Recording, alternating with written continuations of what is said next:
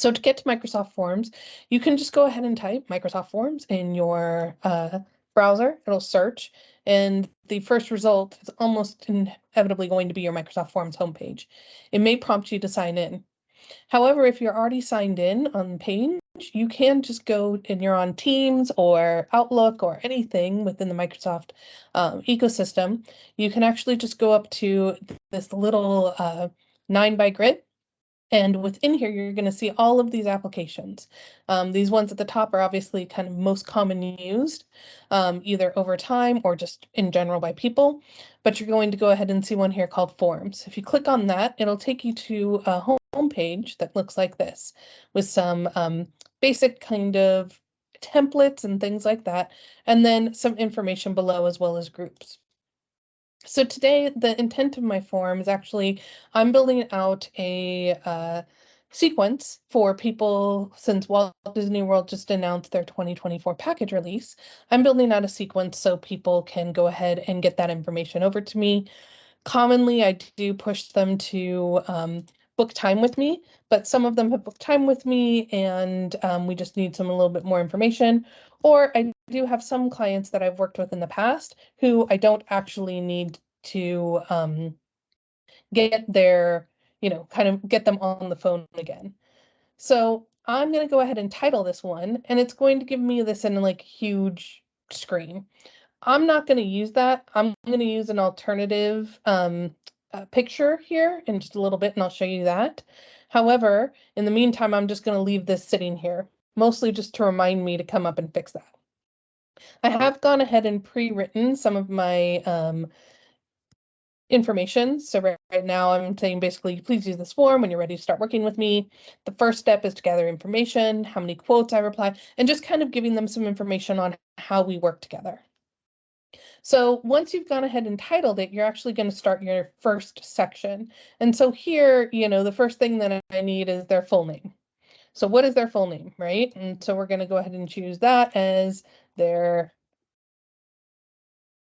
first thing. Is a required field, so you're going to want to flip that on. So that's the first question. I've already created one question for them. The second question is going to be the email address. Email address.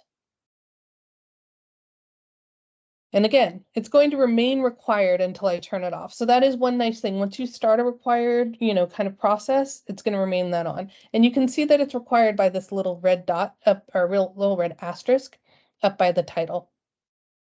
The next thing I'm going to go ahead and do is actually a choice question, because I want to know, are you the primary point of contact for the trip? And are you able to make booking and payment decisions? Because if they're not the primary contact and they can't make those decisions, they have to go kind of do it all together. I kind of want to know that now, right? So I'm going to do this. And sometimes when you copy in, don't know why, it thinks that you're copying in a picture. You need to delete that. It doesn't really make a ton of sense to me why they do that, but that's fine. So we're going to go ahead and add all, and I'm going to delete maybe. So it's either yes or no. Okay. I'm going to go ahead and continue to build out some of these questions here, and then we'll come back up and I'll show you why I put this question where I did and how we can create kind of a branching off of it. And okay, let's talk about branching now. So for this one up here, if they're not the primary contact, then I want to go ahead and find out who is, right? So what we're going to do is called what's branching, and you can kind of think about it as like a fork or a branch in the road, right? If they answer yes, then do this. If they answer no, then they do this. But before we do branching, we have to add the question that would follow up. Okay, so you don't want to start branching before you think about, okay, what do I want to ask them next? If they are the contact, then I'm just going to take them to the next question. But if they're not, then I want to go ahead and ask them down here, who is, to please provide the name and email of the primary point of contact and decision maker for this trip. I am going to go ahead and leave it as required, because you'll see once we start branching that's going to not really matter. So we're going to come back up to the question that we want to branch, and we're going to say add branching.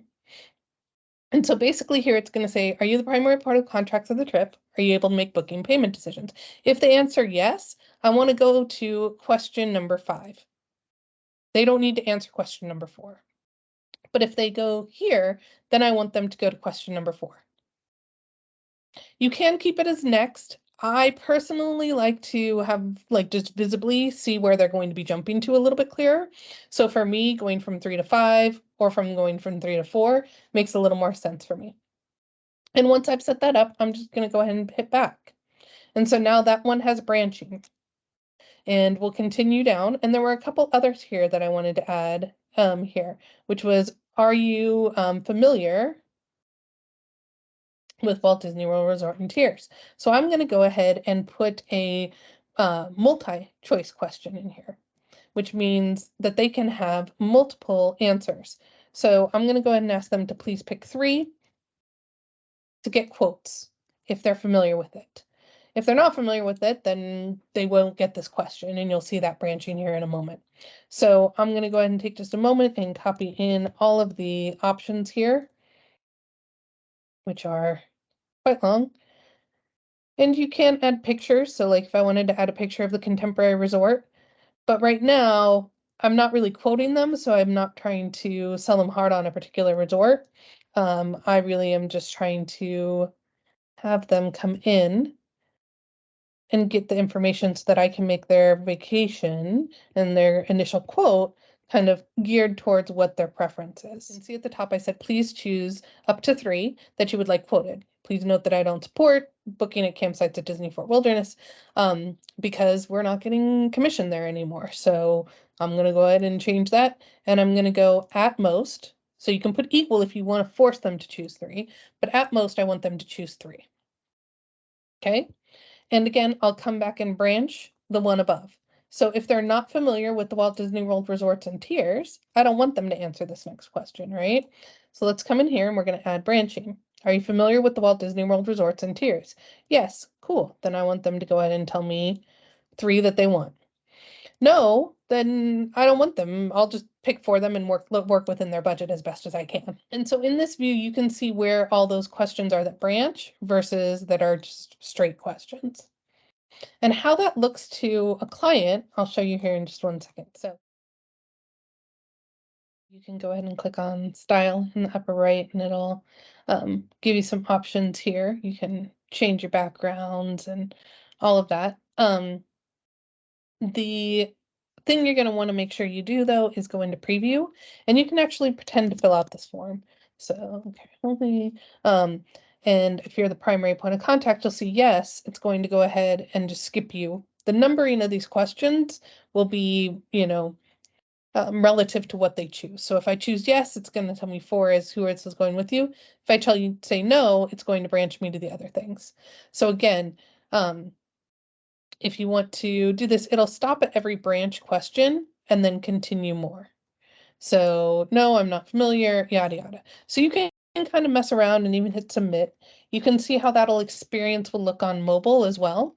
So you can click over to the mobile to see how it's going to look on someone's mobile phone and all of that. So this is a really great experience there. And then when you're ready to collect responses, you can either send it directly or you can go ahead and, do this. I don't change it to people in my organization, one response, yada, yada. That's more for like internal polls and things like that. Personally, I also don't really like to do anything with the kind of specific people in my organization, unless again, you're like looking at a specific poll or a quiz or something for someone there. I do like to use shorten URL just for my own and personal use, but if I'm copying it into an email, then I just hit copy link. You can send like a direct invitation. So again, if you're doing it within your team or creating a form specific for your team, you can go ahead and do this and it'll send an email and team message and you can write who to send it to. You can get a QR code directly for it. So if you're going to use it for an event or you want to add it to a business card or things like that, If that's a focus you want, you can have that there.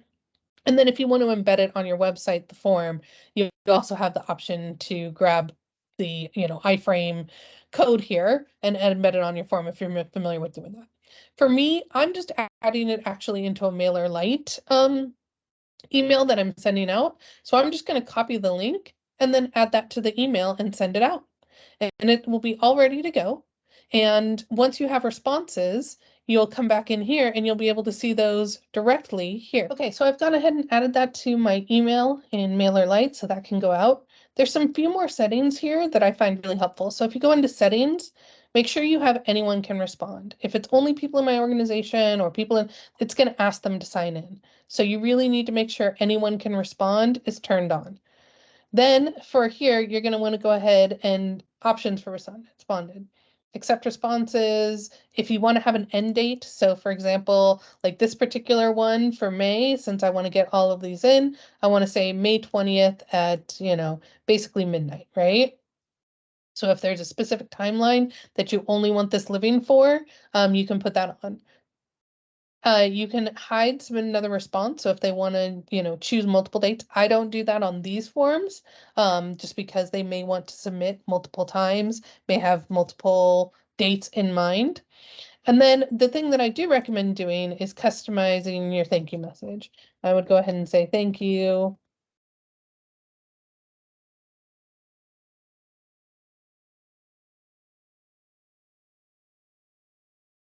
Start your custom trip. Start customizing trip and get you to the most magical place on Earth. And then I do like to give receipt of response. That basically means they get an email. And then I like to get an email when there is a response. That way I can make sure that I'm responding quickly to it. And I don't have to worry about coming out and checking the site to see if anybody's responded. I will just inherently get an email whenever they respond. So those are all like really important settings that I would say you need to keep in mind. You don't have to save these once you've chosen them. They actually save.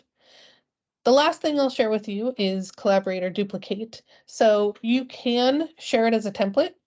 So you can, if you want multiple people within your organization to use this as a starting point or a template, you can go ahead and link to get to duplicate it, and it'll go ahead and duplicate it as a template, and they can go ahead and edit it directly.